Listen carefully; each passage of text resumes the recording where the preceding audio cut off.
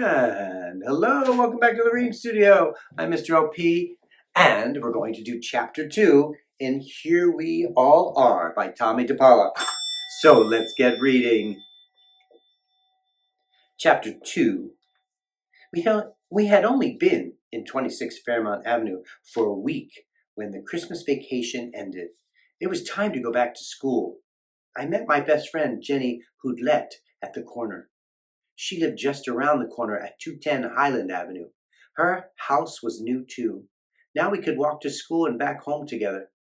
On the way, we passed our old apartment on Columbus Avenue. No one had moved in yet. It was funny to see dark, empty windows without any curtains. Carol Crane came running up to walk to school with us. She was older than I was, but younger than Buddy. She told me that her mom especially missed the holy water my mom would sprinkle on Mrs. Crane during thunderstorms so lightning wouldn't strike. As soon as we got to our classroom, I went right up to my kindergarten teacher, Miss Imick, and told her that I had a new address. "Well, aren't we a lucky boy?" Miss Imick said. "Now you and Jenny are neighbors." Then Miss Imick clapped her hands to get our attention. "Boys and girls, today we're going to have a painting class." Well, that was great news for me. A whole year before, when I was only 4, the relatives had asked Buddy if he knew what he wanted to be when he grew up. Buddy said he wanted to be Dick Tracy or Joe Palooka or Buck Rogers. Dick Tracy was a detective. Joe Palooka was a prize fighter, and Buck Rogers was a spaceman. All three of them were comic book characters. It sounded as if Buddy wanted to be a comic strip. "I know what I want to be," I had yelled out, and I did too. "I want to be an artist when I grow up. I want to draw pictures and write stories for books and sing and tap dance on stage."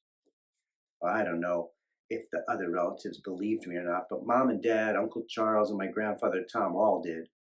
On my birthday and at Christmas, they gave me art supplies, paper, pencils, and crayons, and Mom took me to Miss Leah's dancing school. The only trouble about painting at school was Miss Imick's paint. She made it by pouring different color powders into big glass jars and mixing them with water. The paint made the paper all wavy, and when the picture dried, the paint rubbed right off. Today, Miss Imick made all the colors. Then she put a brush in each jar. Then she said, "Now, boys and girls, we have to share, so let's be careful. Be sure to put the right brush back into the right jar of paint." She divided us into small groups. Little easels were set up all around the room. We put on old shirts of our fathers or old aprons of our mothers so we wouldn't get too dirty. At least Miss Imick let us paint anything we wanted to, even if her paint wasn't so great, but sometimes she made suggestions. Today she said, "I think if we all paint a nice scene with a tree and a house and the sun and some clouds, that would be really nice." I decided to make a different picture, maybe a mountain like the one in the painting Cousin Anna did for our house.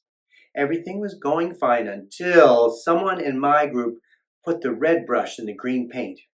Red and green are opposite each other on the color wheel. That means that when they are mixed together, they make a dirty, ugly brown color that looks like mud. Great! Now I have a hard time making my green mountain. I went over to Jenny's group to borrow their green brush. "We must stay in our groups," Miss Imick said. "Why, I'm just going to borrow the green brush for a minute," I told Miss Imick.